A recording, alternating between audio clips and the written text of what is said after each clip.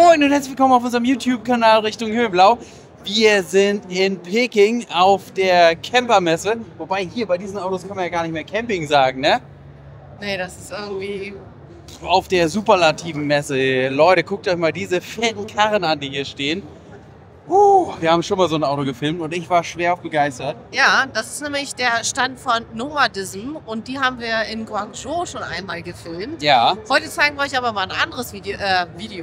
Ja, ein anderes Video, natürlich. Mit einem Auto, Absolut. weil die Karren sind echt unfassbar in jeglicher Hinsicht. Dimension, Ausstattung, ach, kommt einfach mit rein.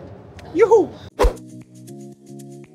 Jetzt stell dir doch mal vor, du wachst mitten in der Nacht auf, öffnest die Tür und vor dir liegt nichts als Stille, Sterne und 360 Grad Freiheit.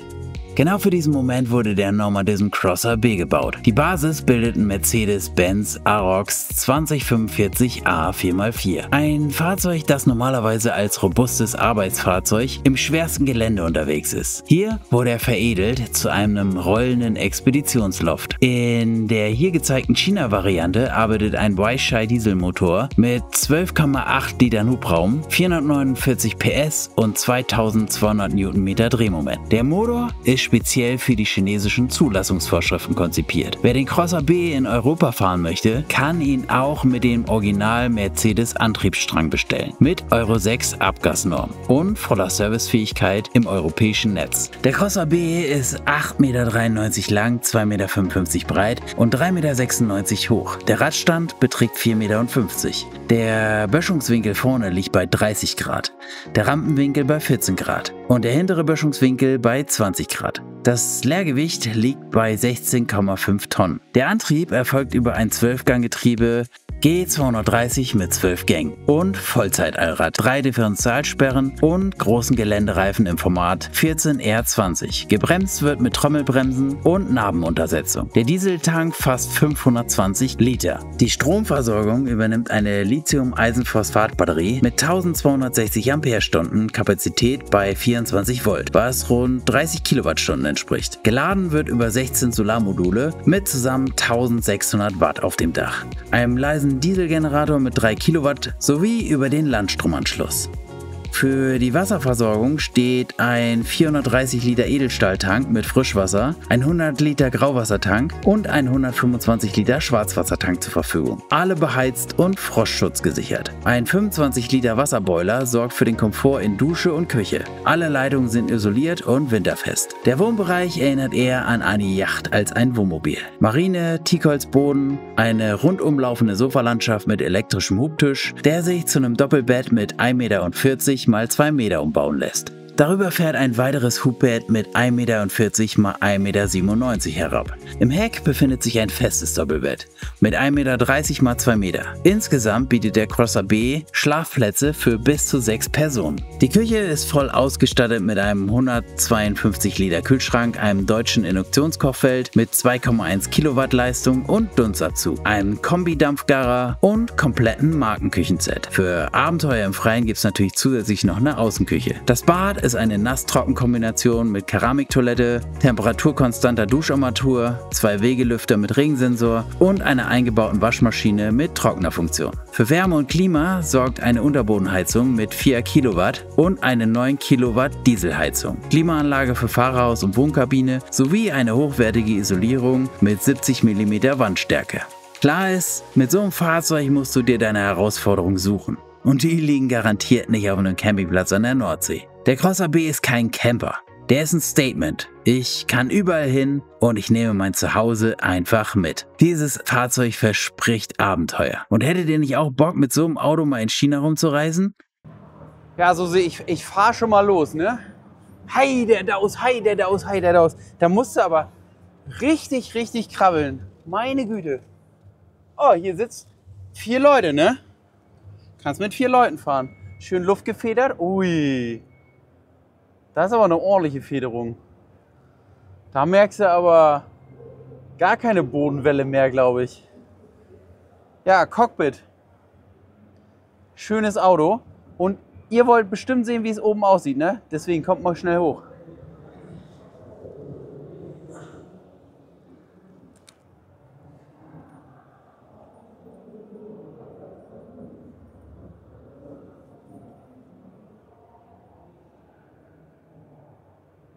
Guck mal, hier ist die Funke, da kann ich nach hinten funken. Da hinten können sogar noch Leute sitzen. Also ich kann noch ein paar Leute mitnehmen. Zumindest hier vorne und hinten ja sowieso dann, ne?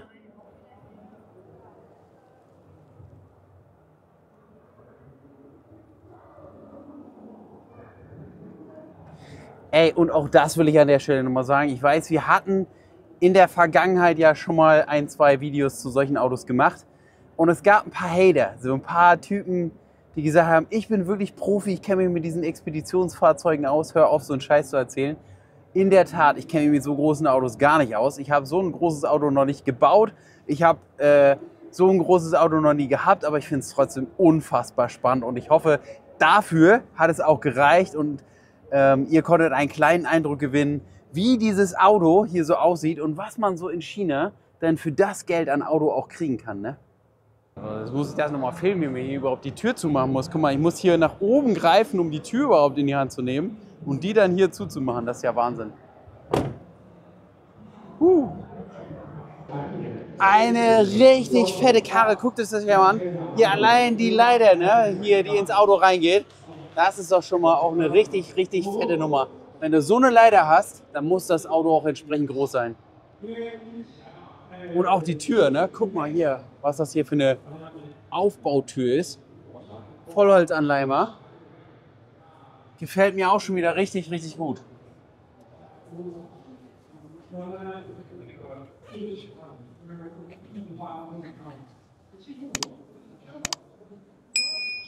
Ja, gut. Susi, was sagst du zu dem Design? Richtig schick. Und vor allem, wenn die Tür erstmal zu ist, wird es ja auch gleich viel ruhiger. Ja gut, die Fenster sind alle noch auf, aber das ist Trotzdem. natürlich wie bei einem Expeditionsfahrzeug in der Größe auch eine richtig fette Fensterqualität. Das sind Echtholzscheiben hier, sag ich mal, echt Glas. Ja.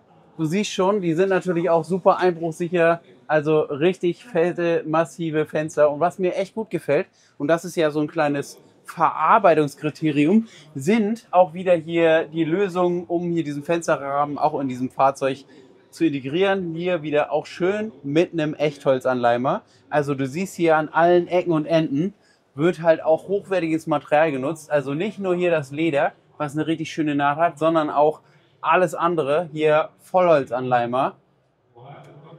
Durchgang zur Fahrerkabine und hier ein sehr großer Sitzbereich. Da kann man schon ein paar Freunde zu einladen, oder? Diese Variante auch wieder hier mit einem höhenverstellbaren Tisch. Und ihr könnt es natürlich erahnen, nicht nur, dass man hier unten liegen kann, sondern wenn ihr so ein bisschen nach oben schwenkt, dann seht ihr auch. Und vielleicht gehe ich mal weg und das wird uns gezeigt. Du hast hier nämlich nicht nur die Möglichkeit, unten zu schlafen, sondern da drüber ist auch noch mal ein Bett. Jetzt muss er erst mal gucken, wie das hier. Das ist ja eine Armada an Knöpfen und Schaltmöglichkeiten. Hier unten muss auch noch was geschaltet werden, aber jetzt geht es los. Das geht ja richtig schnell. Guck mal. Ja, absolut. Wow. Krass. Okay.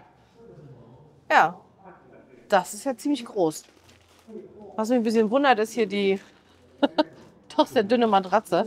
Da geht noch was. Ja, also vor allem, sie könnte ja auch größer sein und dicker sein, Ja. weil du ja hier auch einen Level hast. Das kannst du ja hier alles theoretisch noch voll tun. Die haben das wahrscheinlich jetzt gemacht, damit das Bett solche liegen bleiben kann, ne? Ah ja, das macht vielleicht Sinn. Aber ging super schnell runter und Ja. wahrscheinlich geht es auch schnell wieder. Und von der Materialität auch schon wieder sehr schick hier. Guck mal. Alu, Ja. Holz, Alu. Also von der Materialkombination gefällt mir das sehr gut. Und wie gesagt, du hast hier oben Schlafplatz Ja. und hier unten auch. Also du kannst dir überlegen, ob du unten schlafen willst, den Tisch runterstellen kannst, das hier zu einer kleinen Koje basteln oder hier oben einfach pennen. Ne? Und wie komme ich da jetzt rauf? Hier von der Seite oder? Ja, das ist eine gute Frage. Ah, von hier so, ne? Ich weiß nicht, wie man darauf kommt. Das zeigt er uns vielleicht jetzt mal. Ah, okay. Kleiderschrank, beleuchtet. Wir wollten zwar wissen, wie man aufs Bett kommt, aber Macht nichts. Aber Macht hier, guck mal, nix. die kleinen Details musst du mal filmen. Die gefallen mir nämlich sehr gut. Was ist also das hier für eine... nicht nur die Metallscharniere sind ordentlich, sondern, und gerade bei so Expeditionsfahrzeugen ist das ja nicht unwichtig, hier ist nochmal eine Gummilippe und die verhindert, dass hier irgendwas klappert während der Fahrt. Und dann der Kantenschutz hier mit Aluminium. Ne? Gefällt mir echt gut. Okay, Und was okay. mir auch gut gefällt, aber das ist ein anderes Thema, ist die Raumhöhe. Guck mal, also ich kann meine Arme ausstrecken und stehe hier komplett mit ausgestreckten Armen. Also dieses ganze Fahrzeug ist sehr, sehr, sehr hoch. Und das ist natürlich auch sehr, sehr angenehm, wenn du hier vorne schläfst. Dann hast du hier auch unten Kopffreiheit und oben Kopffreiheit. Sowohl als auch. Da Das kannst du kriegst sogar noch natürlich- drunter sitzen. Guck Ja, genau, mal. das kriegst du natürlich. Ja, das können wir mal kurz ausprobieren. Also, könnt ihr hier, naja, es wird knapp. Aber, Aber nur wegen den Öhrchen. Du musst ja das Bett auch nicht unbedingt ganz komplett runterfahren. Ja. Ne? Aber genau, wenn man oben schlafen will, ist unten mit dem Sitzen relativ schwierig. Das würde ich nicht sagen. Okay, Dass das dann funktioniert. lassen wir ihn das mal wieder hochstellen. Genau. Ja. Musst du ihm vielleicht Okay, mal sagen. thank you. Can you, ja, thank you. Ah ja, das war hier unten. Okay, okay, Genau. okay. Easy. Ja. Ja. Zack, und weg ist es. Genau. Ich hatte dich ja so gefragt, ne, wie du das mit dem Grau findest, wenn man hier reinkommt. Also für mich wirkt es ein bisschen zu kalt. Ich finde es nicht ganz so gemütlich. Ne? Ich finde den Materialmix toll, weil es Haltbarkeit ausstrahlt. Also dass du hier überall Aluminium verarbeitet hast und dass du Echtholz Anleimer hast. Und hier hast du auch nochmal eine richtige Grundsteinplatte. Also es ist eine ordentliche Küchenzeile. Ne? Massiv, das ist hier kein Schichtstoff, sondern es ist echter Kunststein. Das musst du dir natürlich leisten können, weil das wiegt natürlich auch ein bisschen, aber es ist halt auch entsprechend haltbar. Und was mir wirklich gut gefällt, sind wirklich hier so die Verarbeitung, die Kanten, die Möglichkeiten, wo du halt auch siehst, okay, es ist ein Expeditionsfahrzeug, hier, guck mal, schon mal Der die hat Töpfe sind angegurtet. Schnellkochtopf dabei. Ja, genau. Und sie sind Zwilling. angegurtet, ne? Auch noch, ne? Ja, und allein diese Schließbleche, ne, auch die sind ja schon mal sehr, sehr massiv. Und hier, guck mal, allein vom Detail, guck mal, da geht mein kleines Tischlerherz auf. Guck dir das Detail hier an, ne? Also es ist wirklich schick. Hier eine Kante, die ist gefasst, dann hier nochmal eine kleine Phase dran. Ja. Und das sieht echt richtig ordentlich aus. Also gut verarbeitet, super Qualität, würde ich sagen. Gefällt mir echt gut. Wenn wir hier in der Küche sind, können wir mal weitermachen. Wir haben hier ein kleines Kochfeld zum Kochen. Da drüber ein bisschen Messer angeordnet, ne? Ein kleines Schneidebrettchen, dass ich hier auch direkt auf der Fläche arbeiten kann. Und wie gesagt, qualitativ. Das ist ordentlich. Dann habe ich da drunter 2 Kühlschränke. Also Ja. auch Platz, wenn man mal unterwegs ist, um Dinge sozusagen zu kühlen. Also die passenden Getränke können da gekühlt werden, wollte ich sagen. Ne? Das darf man jetzt nicht so laut hier in diesem Kreise sagen, aber hier nochmal ein bisschen Staufach. Und dann, ich weiß nicht, ob ihr diese Marke kennt, ne? Die ist relativ berühmt in China. Ja, also die produzieren, glaube ich, auch in China. Das ist eine Habe ich schon mal gehört. ja, relativ berühmte Marke. Ja. So hier in China. Also die stellen auch Qualität her, ne? Der ein oder andere kennt die Marke vielleicht. Genau. Ja, Hier krass, okay. ne, noch mehr Platz, um halt auch dann Teller und Tassen und sowas hinzustellen. Da Ich glaube, geht- er möchte uns jetzt gerade noch mal was zeigen, Ah, okay, okay. oder? Ah, guck mal Ich hier. habe einen Tritt. Okay, um ins Bett zu kommen. Is it here? So, like that? Ja. Ah, okay. Damit Das- auch die Älteren unter uns das sicher ins Bett Hat er kommen. jetzt mir angesehen, ne? Dass ich halt auch nicht mehr so gelenkig bin und so easy peasy hier hochkomme. Aber ja, in der Tat, es gibt sogar einen kleinen Tritt. Und da ist auch noch Staufläche hoffentlich drin, ne? Oder? Unter? Ist das nur ein Tritt? Kommt schon. Ob da drunter noch welche ist, das wäre jetzt eine gute Frage. Aber nee, es fühlt sich so an, als wenn es nur ein Tritt ist. Na ich glaube, gut. das ist nur ein Tritt. Okay, okay. Genau. Aber ich vermute, dass du da drüber natürlich halt nochmal Auf jeden Fall. ein paar Schubladen hast. Also da drüber hast du nochmal Staufläche. Viele Leute beschweren sich ja immer, dass in diesen Autos, die sind dann so groß und die haben nicht genug Staufläche. Ich weiß nicht, was hier noch so unterm Bett ist, ob wir noch hinten eine Heckgarage haben, aber ich muss mal sagen, so was halt Schränke angeht und so, Haben die. haben die hier und vor allen Dingen haben die auch in der Tiefe, wo ich sagen würde, okay, da kann man auch mal ordentlich was unterbringen, ne? Aber es ist auch wirklich ein großes Auto. Ja. Also, Ja, aber ich weiß, dass sich viele immer beschweren, großes Auto, wenig Platz. Und hier muss ich sagen, hier hast du halt mal Platz. Und auch wieder, ne, Tischlerherz, guckt es euch an, ich weiß, es ist kein Holz, aber in Alu. Also mein Herz schlägt auch ein bisschen schneller bei Alu. Finde ich nämlich auch sehr, sehr schön. Denn Alu ist natürlich nicht nur leicht, sondern auch sehr, sehr stabil. Einziges Problem ist natürlich bei Alu, dass es relativ leicht verkratzt. Ne? Okay. Aber trotz alledem hier jeder Kantenschutz, wie du siehst. Ne? Hier alles, hier Echtholz und hier Aluminium. Gefällt mir wirklich von den Materialien sehr, sehr, sehr gut. Hier unter, guck mal, Da ist noch noch mehr was. Staufläche. Krass. Ja, also und hier drüber ist dann die Klimaanlage, vermute ich. Ja, Air Condition. Genau. Ach, Hier haben wir nochmal... wir waren noch gar nicht fertig in der Küche? Nein, wir waren noch gar nicht fertig, weil er den Tritt so gezeigt hatte. Ach so, Aber genau, Küche gibt es hier natürlich auch nochmal Schubladen. Ich frage mich jetzt gerade mal, es ist alles sehr, sehr schön angeordnet, ob hier die Thematik Müll wieder nicht bedacht ist. Ne? Ich vermute es fast, bis jetzt habe ich dass nichts es hier gesehen. nämlich auch schon wieder keinen Mülleimer gibt. Großes Auto, okay, kannst du vielleicht theoretisch was Kleines hinstellen. Aber Es sieht kommst aber du so schlecht aus, dran. als wenn du hier Drinkwater. Ja. Ja. Also hier stellst du Weg halt da. deine gekauften Wasserflaschen rein und dann hast du hier einen extra separaten Okay. Wasserhahn für Trinkwasser, was du kaufen kannst. Genau, und dann gehört ja auch immer in ein chinesisches Auto eine Waschmaschine. Auch hier ist eine Waschmaschine verbaut. In dem Fall sogar eigentlich an der Position, wo eine Waschmaschine hingehört, und zwar in der Küche. Oder? Ja, ich habe sie jetzt schon überall gesehen. Am Eingang, Absolut, hinten, absolut. mittendrin, im Bad habe ich sie auch schon gefunden. Absolut. Hätte ich jetzt auch besser gefunden wahrscheinlich. Ne? Ich meine, Ja. weil dieser Platz hätte ich toll gefunden, wenn man jetzt hier vielleicht noch mal ein bisschen mehr Platz für 2, 3 Töpfe mehr hätte. Oben ist ein kleiner Platz Ja, aber für mit dem- Töpfe. ne? Nochmal eine Pfanne, die du unterbringen kannst. Und vor allen Dingen Müll.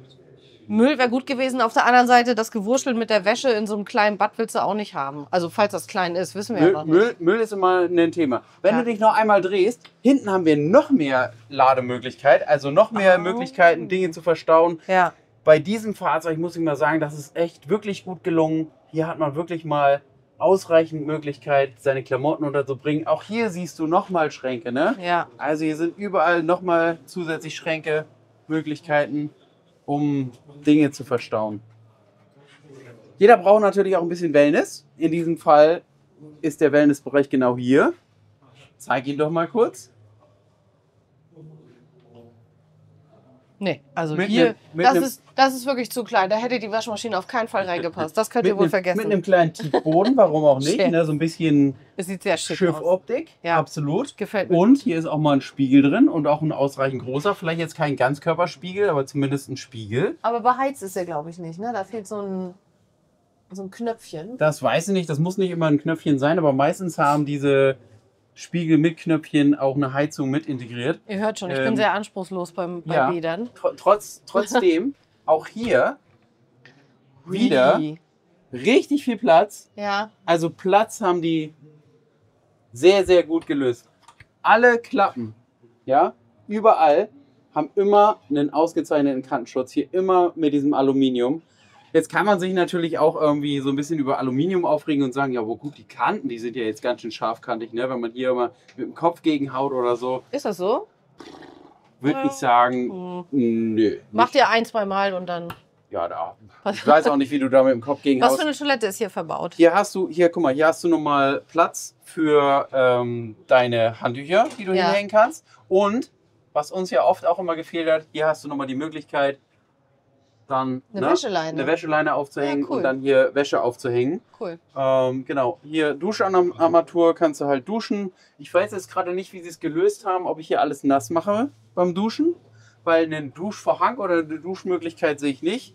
Entsprechend werde ich hier wahrscheinlich dann einfach ohne Duschvorhang duschen und ja, ist ja auch okay. Ich glaube, bin mir nicht sicher, aber hier ist auch nochmal zusätzlich Duschenplatz. Platz für Zahnbürste und was man noch so alles braucht. Und Susi interessiert das Klo, alles klar. Wir machen mal das Klo auf. Was Das ist es denn? ist ein Klo aus dem Bootsbau, eine Wassertoilette. Die spült mit Wasser, hat wahrscheinlich einen großen Wassertank hier, aber Ja. ist halt so eine Boottoilette. Ne? Die hast du normalerweise in Schiffen verbaut. Und jetzt in diesem Fall ist es ja auch ein großer Kahn hier. Und dann passt das schon. Oh, hier, super, guck mal, sehr zugänglich, Technik. Also kommt man halt hervorragend ran. Das ist alles sehr leicht zugänglich. Das finde ich sehr, sehr gut. Also gerade wenn du mal an so einem Auto irgendwas hast. Und dann hast du hier noch ein bisschen Platz für Klopapier und Krams, den du damit integrieren kannst. Aber bei so einem Auto, ne, da willst du ja auch nicht, dass irgendwas mit ist. Aber wenn was ist, kommst du halt ran. Ach so, ja, hier, guck mal.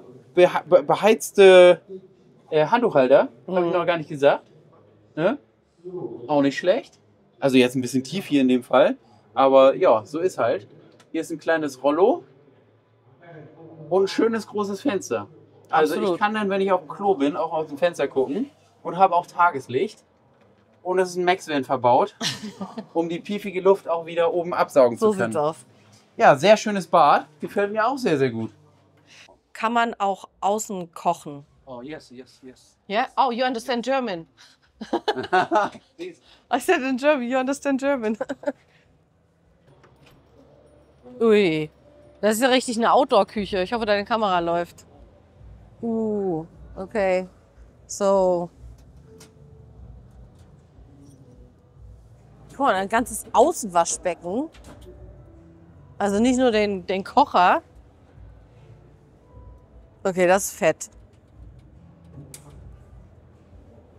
Und vor allen Dingen auch schon wieder geil auf Tischhöhe, ne? Ja, auch ja, schon es ist wieder genau so, dass so. man hier sitzen kann. Ja, du und dann sitzt mit dem kannst du- Tisch daneben Genau. und dann passt es genau. Ja. Ah, okay, um noch was abzustellen. Ganz Super. genau. Sehr gut. Alles aus Edelstahl. Ja, pretty cool. Und kannst du nochmal nach Staumöglichkeiten fragen? Ja, kann ich.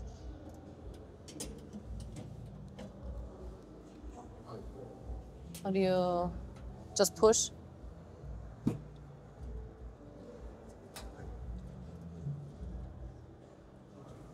Down.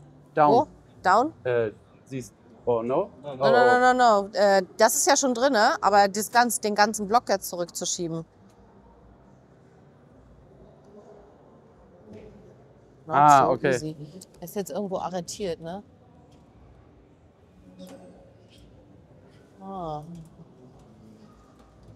Ah. Okay. Safety first. Dann rutscht dir der ganze Kram nicht so hin und her. Oder? Gibt es noch Staumöglichkeiten von außen? Okay. Ja? Gibt es. Da.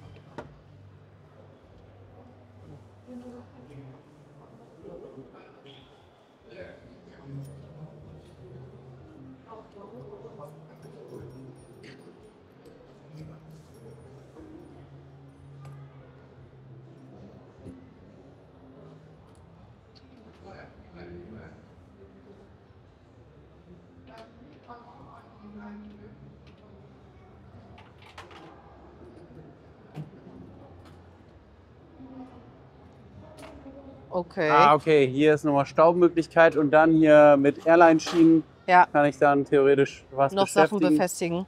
befestigen. Genau. Okay. Oder?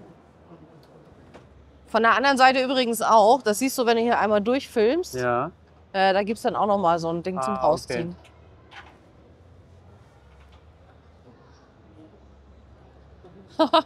Ich frage nach Staumöglichkeiten. Ich sehe schon die fetten Kästen hier hinten. Ah. Riesengroß.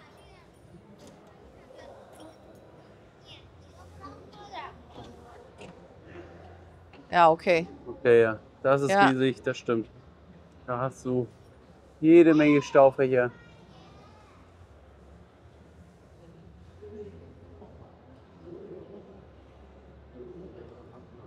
Und das ganze Teil kannst du natürlich auch wieder runterlassen. Ja, Und du hast dann hier dein Reserverad, wenn du rankommst, weil das ganze Teil fährt runter. das geht auch Und dann noch hast runter, du hier ne? automatisch die Auffahrrampe.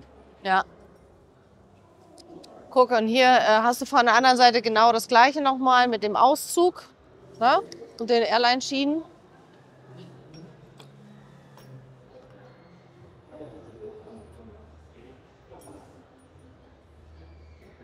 Hm.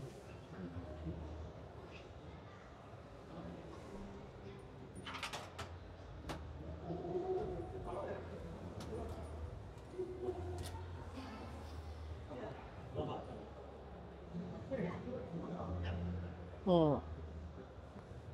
Okay.